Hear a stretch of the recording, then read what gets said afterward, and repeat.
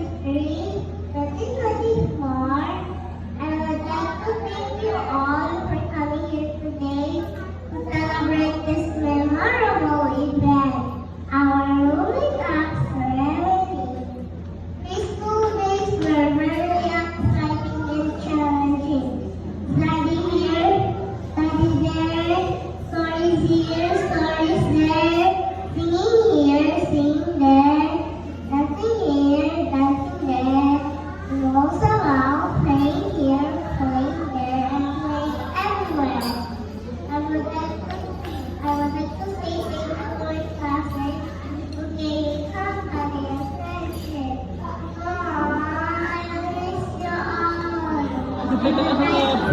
all.